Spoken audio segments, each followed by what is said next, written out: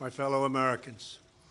A short time ago, I ordered the United States Armed Forces to launch precision strikes on targets associated with the chemical weapons capabilities of Syrian dictator Bashar al-Assad. A combined operation with the armed forces of France and the United Kingdom is now underway. We thank them both. Tonight, I want to speak with you about why we have taken this action. 1 year ago, Assad launched a savage chemical weapons attack against his own innocent people. The United States responded with 58 missile strikes that destroyed 20% of the Syrian Air Force. Last Saturday, the Assad regime again deployed chemical weapons to slaughter innocent civilians, this time in the town of Douma, near the Syrian capital of Damascus. This massacre was a significant escalation in a pattern of chemical weapons use by that very terrible regime. The evil and the despicable attack left mothers and fathers, infants and children thrashing in pain and gasping for air. These are not the actions of a man. They are crimes of a monster instead. Following the horrors of World War I a century ago, civilized nations joined together to ban chemical warfare. Chemical weapons are uniquely dangerous, not only because they inflict gruesome suffering, but because even small amounts can unleash widespread devastation. The purpose of our actions tonight is to establish a strong deterrent against the production, spread, and use of chemical weapons. Establishing this deterrent is a vital national security interest of the United States.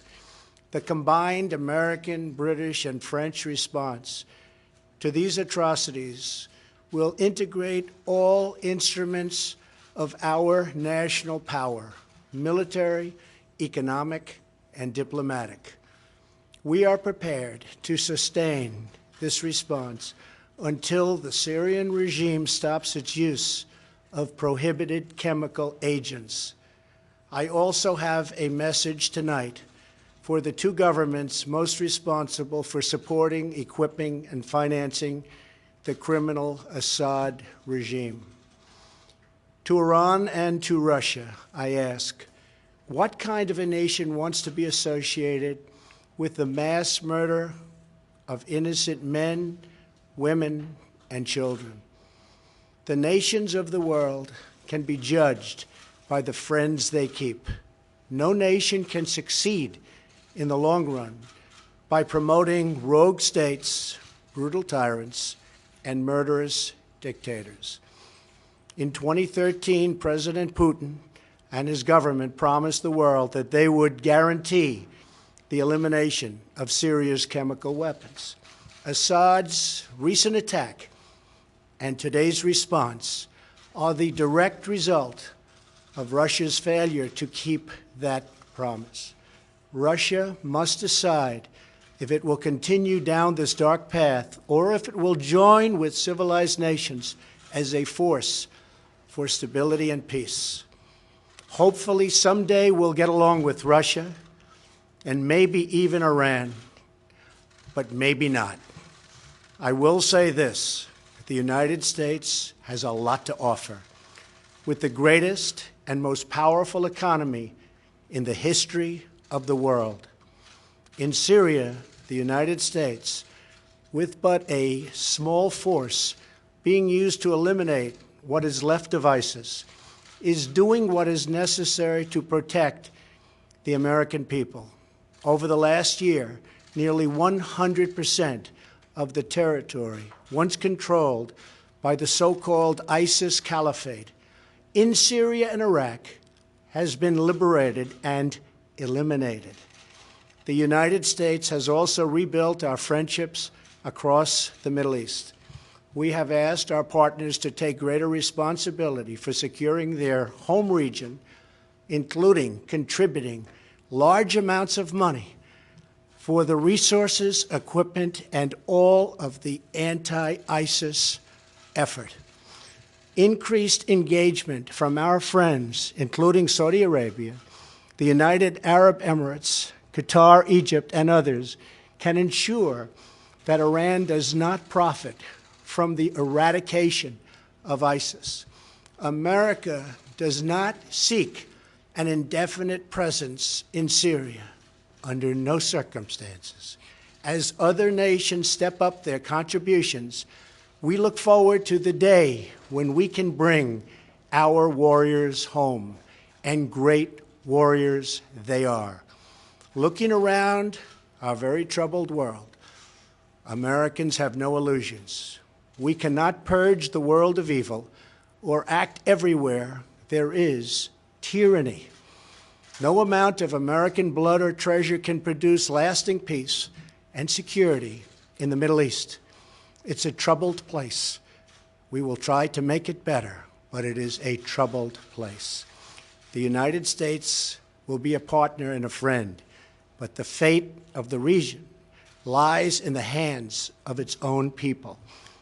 In the last century, we looked straight into the darkest places of the human soul. We saw the anguish that can be unleashed and the evil that can take hold. By the end of World War I, more than 1 million people had been killed or injured by chemical weapons.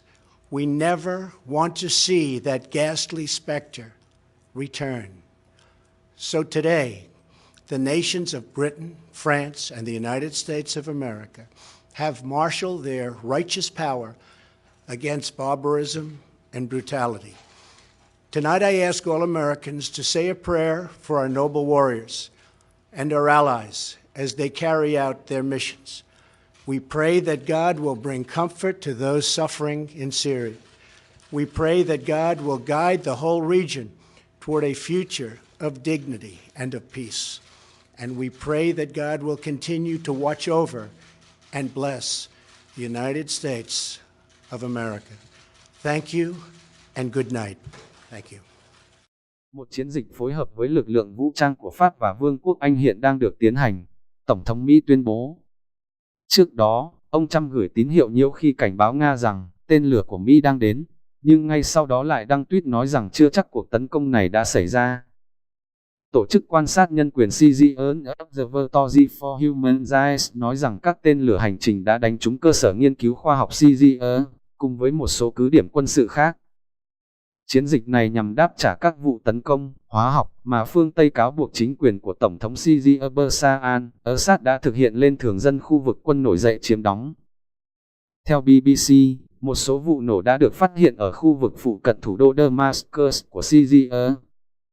Một quan chức Mỹ nói với Reuters rằng quân đội Mỹ đã phóng các tên lửa Tomahawk tới nhiều mục tiêu của chính phủ Syria. Reuters cũng dẫn nguồn tin từ một số nhân chứng, nói rằng ít nhất 6 vụ nổ đã được nghe thấy từ thủ đô Damascus. Truyền hình quốc gia Syria cũng xác nhận các vụ tấn công từ Damascus, đồng thời tuyên bố hệ thống phòng không nước này đã được kích hoạt. Thủ tướng Anh Theresa May xác nhận quân đội Anh tham gia chiến dịch này, đồng thời nói rằng không có phương án này thay thế cho giải pháp vũ trang. Tuy nhiên bà May cũng nói rằng cuộc tấn công này không phải nhằm mục đích lật đổ chế độ Assad. Bộ Quốc phòng Anh thông báo không lực Anh đã điều động 4 phi cơ Tornado và tấn công một căn cứ quân sự gần thành phố Hams, nơi được cho lưu trữ hóa chất để chế tạo vũ khí hóa học. Cuộc tấn công được ra lệnh nhắm tới các mục tiêu có liên quan tới khả năng vũ khí hóa học của chính phủ Syria, và nhằm thiết lập sự ngăn chặn mạnh mẽ đối với việc sản xuất, lan truyền và sử dụng vũ khí hóa học, ông Trump nói. Ông chỉ trích Tổng thống Assad trong hành động dùng vũ khí hóa học lên chính thường dân của mình rằng đây không phải là hành động của một con người, đây là tội ác của một con quỷ. Ông Trump cũng dành những lời gay gắt cho Nga và Iran, những nước ủng hộ chính phủ Syria trong cuộc nội chiến dai dẳng đã kéo dài 8 năm. Với Iran và Nga, tôi hỏi các vị, loại quốc gia nào mà lại muốn kết bạn với kẻ thảm sát đàn ông, đàn bà và trẻ em vô tội?